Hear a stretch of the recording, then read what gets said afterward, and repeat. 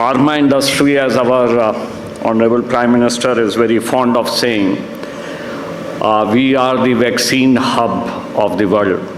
About 50 to 60% of the global vaccines are produced in India. I am told last year the pharma industry turnover in India was about 65 billion. We exported about 28 billion of pharma. In 2030, the turnover is expected to rise to 130 billion. And by 2047, government's intention is to take it to 450 billion. So we are looking at almost 7.5 times increase in next 23 years. It's obvious that if we have to grow like this, all stakeholders will have to support the industry.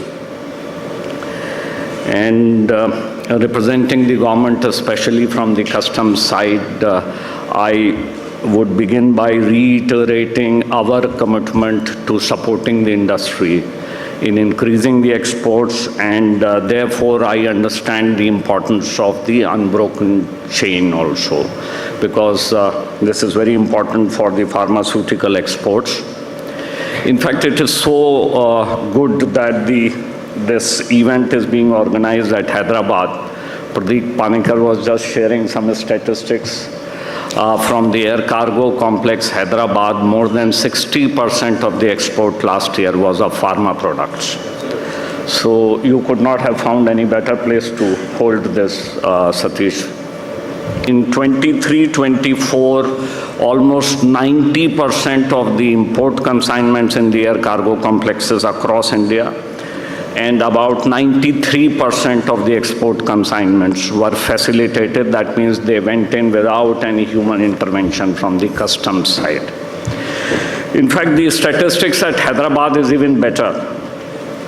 Currently, we are facilitating almost 96% of the export consignments. So it's just 4% which is getting interdicted.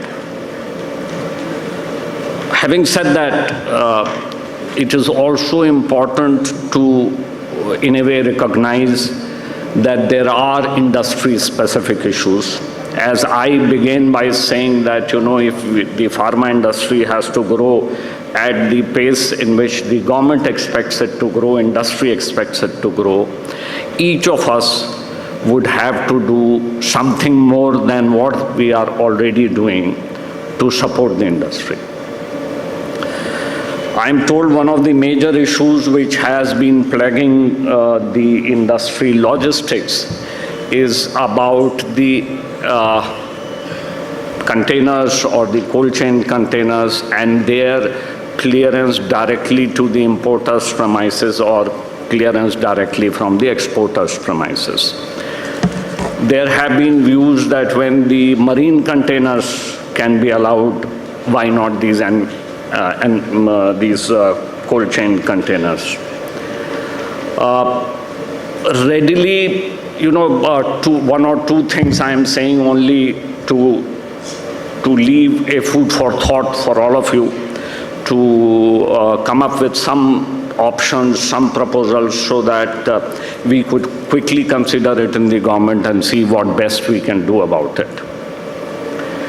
One issue is regarding, 96% which is being facilitated, 4% balance which needs to be interdicted. I'm sure the industry won't have much of an issue if due to some risk parameters something comes up and something really needs to be examined.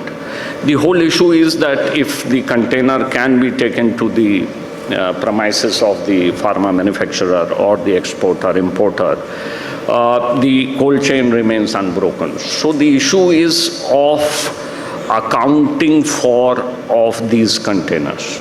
How do we account for it and ensure that these are re-exported, re-imported, whatever way? There is an established system which is there in case of the marine containers. So my request to all of you is, give it some thought as to how this accounting can be done and how that can be the re-export be ensured by way of some safeguard which is available. So this, some food for thought I will leave with you people. I am not here essentially to speak much. I would very much like if there is something which you would like to tell us so that, we can improve our operations.